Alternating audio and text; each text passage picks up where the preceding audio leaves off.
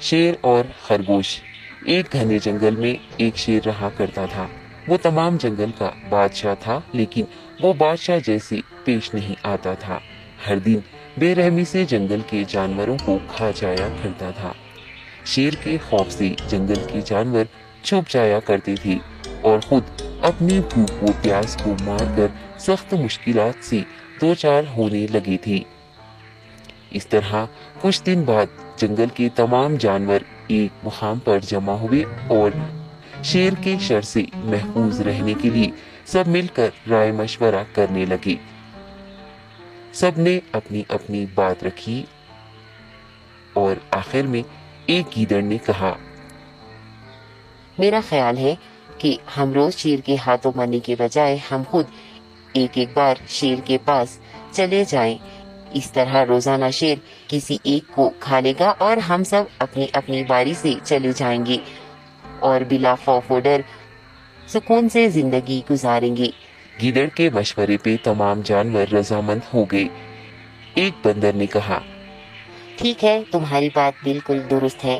موت کا خوف کرنے کے بجائے اپنی باری آنے تک ہم اطمینان و سکون کی زندگی گزار سکیں گے۔ جانوروں کی بات چیت مکمل ہونے کے بعد خود گیدڑ نے شیر کے پاس جا کر یہ ساری بات بتائی۔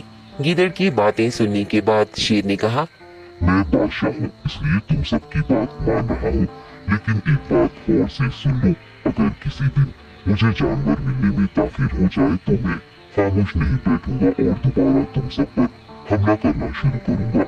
شیر نے بڑے غصے سے یہ سب کہا۔ شیر کی باتیں سن کر گیدڑ نے سر ہلاتے ہوئے حامی بھر دی اور وہاں سے چلا گیا۔ اس دن کے بعد ایک ایک جانور بلا ناغہ اپنی اپنی باری کے مطابق شیر کے پاس جانے لگی اور شیر سکون سے اپنے پاس آنے والے جانوروں کو مار کر اپنی بھوک مٹانے لگا۔ یہ معاملہ ایسے ہی چل رہا تھا اور ایک دن شیر کے پاس جانے کی باری ایک خرگوش کی آئی۔ وہ خرگوش بہت ہی ہوشیار تھا۔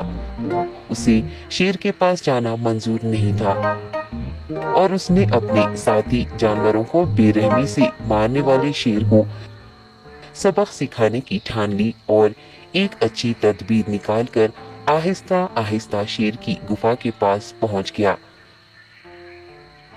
تاخیر ہو جانے سے شیر کافی غصے میں تھا اور خرگوش کو دیکھ کر غصے سے کہنے لگا، میں نے تم سب کو پہلے ہی کہہ دیا تھا، دیر ہو جائے تو میں خاموش نہیں بیٹھوں گا۔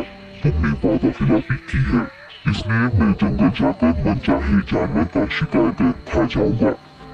تب خرگوش نے شیر سے کہا، معاف کر دیجیے بادشاہ سلامت، غلطی ہو گئی اور اس کا ایک واجب سبب ہے۔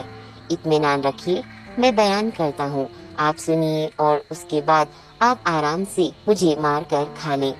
شیر نے پھر غصے سے کہا، وہ کیا بات ہے، جلدی بتاؤ۔ خرگوش نے کہا، بادشاہ سلامت، میں آپ کے پاس آ رہا تھا اور راستے میں مجھے ایک شیر مل گیا اور مجھے مارنے کے لیے آگے بڑھنے لگا۔ میں نے آپ کی بہادری کی بات اس شیر کے سامنے رکھی، لیکن وہ شیر آپ کے بارے میں بہت برا بھلا کہنے لگا۔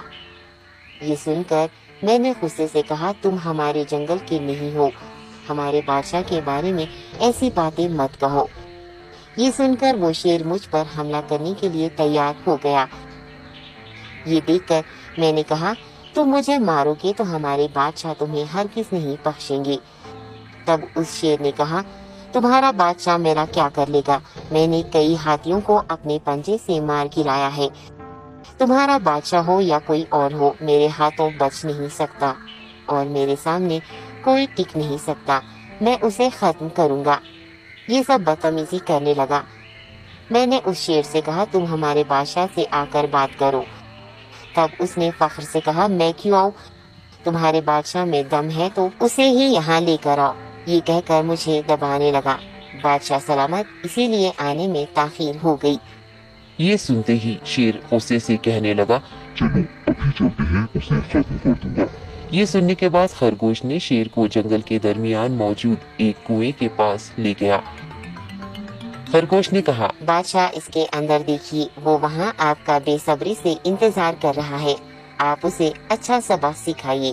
شیر غصے سے فوراً کنویں میں جھانکنے لگا اور زور سے دہاڑنے لگا۔ تب دوسری جانب سے بھی دوسرا شیر دہاڑتا ہوا محسوس ہونے